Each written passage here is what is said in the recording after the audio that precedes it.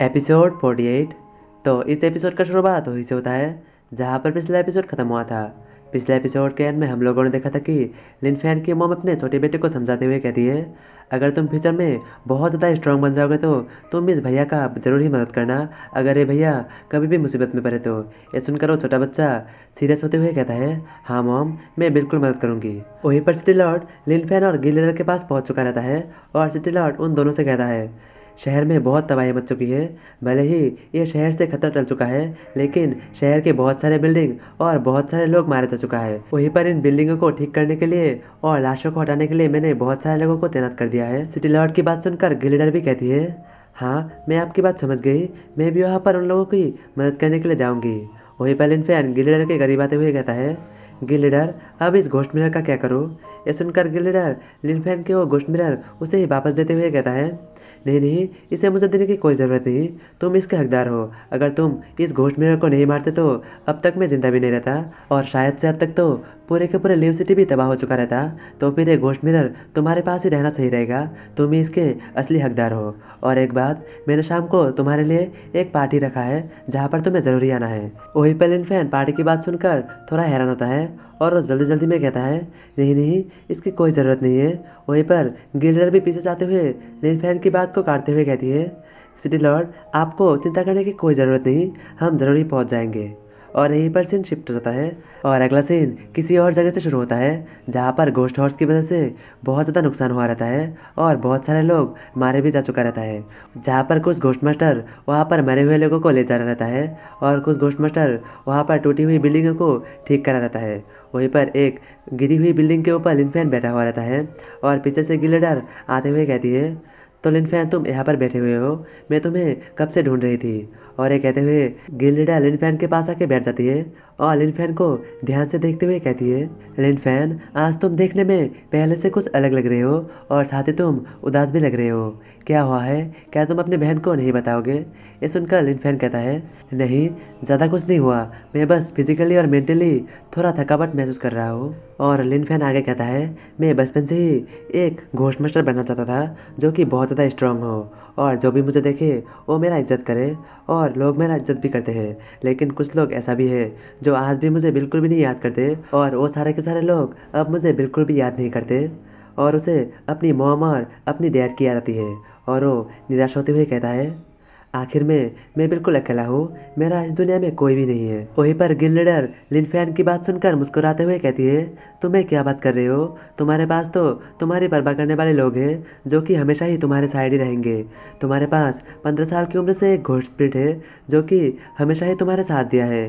भले ही वो कोई बात नहीं कर सकता हो, लेकिन वो हमेशा ही तुम्हारी मदद करेगी और हम उन घोस्ट स्पिरिट को हमारे लड़ाई के वक्त उसे किसी टूल की तरह इस्तेमाल करते हैं, लेकिन उनके साथ हमारा एक गहरा रिश्ता है और हम लोग एक दोस्त की तरह है जो कि हमेशा ही एक दूसरे का परवाह करते हैं और साथ ही ख्याल भी रखते हैं। और गिल्डर आगे कहती है, अब तुम्हारा क्या ख्याल है, क्या तुम अभी भी अकेले हो, तुम्हारे पास दो दो घोस्ट स्पिरिट है, आगे से तुम कभी भी मत कहना कि तुम अकेले हो। और हाँ, इनमें से मैं भी हूँ जो भी तुम्हारा परवाह करती है।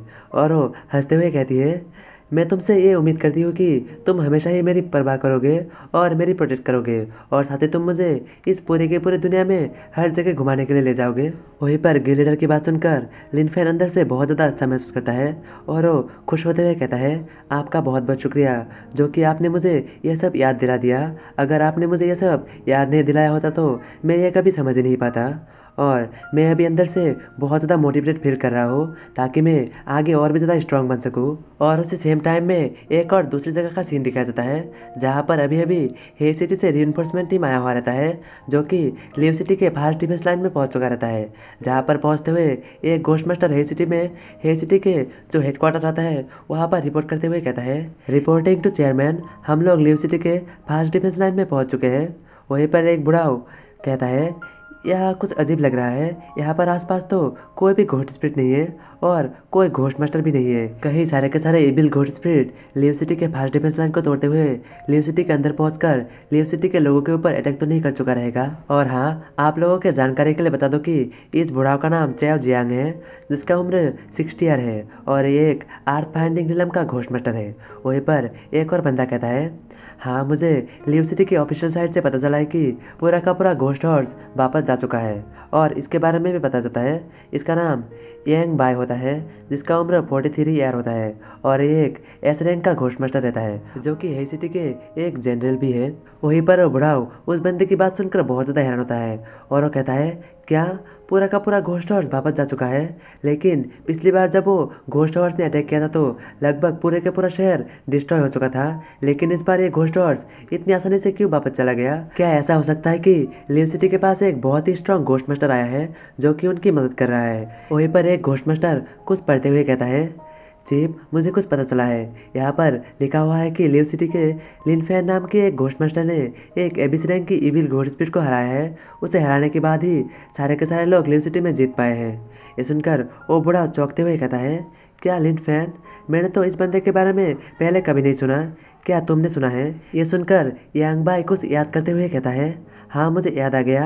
मैंने कुछ समय पहले लिन फैन नाम के एक बंदे के बारे में सुना था जो कि लीव सिटी में रहता है और वो बहुत ज़्यादा जीनियस है। उसे हमारा थर्ड मिस पसंद भी करता था। उसने उन्हें ऑफर भी दिया था कि वो उससे शादी कर ले, लेकिन उसने उसे रिजेक्ट कर दिया था। लेकिन उस समय तो सिर्फ ए रैंक पे ही था। यांग बाई की बात सुनकर वो बुढ़ाव कहता है, तो फिर जल्दी से चलो, हम लिव सिटी के अंदर चलते हैं। अंदर जाने के बाद ही हमें असली बात पता चलेगा। और यही पर सीन शिफ्ट हो जाता है।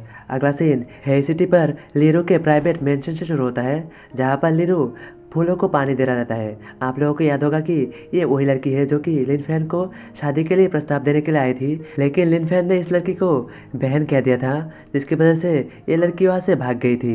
वहीं पर लीरू की ओर एक मेड भागते हुए आती है और जल्दबाजी में कहती है, मिस, बहुत ही कुछ अच्छा होने वाला है और कुछ बहुत ही बड़ा होने वाला है। वहीं पर लीरू मेड को इतनी जल्दबाजी में देखकर उससे सवाल पूछती है, क्या हुआ, तुम इतने जल्दी में क्यों हो? सवाल सुनकर ओमेर जल्दी से कहता है, ये लिन फैन के बारे में है। लिन फैन का रिपोर्ट यहाँ पर न्यूज़ में आ चुका है। लिन फैन ने पूरे के पूरे लीव सिटी को घोस्ट हॉर्स से बचाया है और पूरे के पूरे घोस्ट हॉर्स को अकेले ही हराया है। ये सुनकर लीरू बहुत ज़्यादा हैरान होती है और वो मेट के हाथ से वो डिवाइस ले लेती है और न्यूज़ को ध्यान से देखने लग जाती है।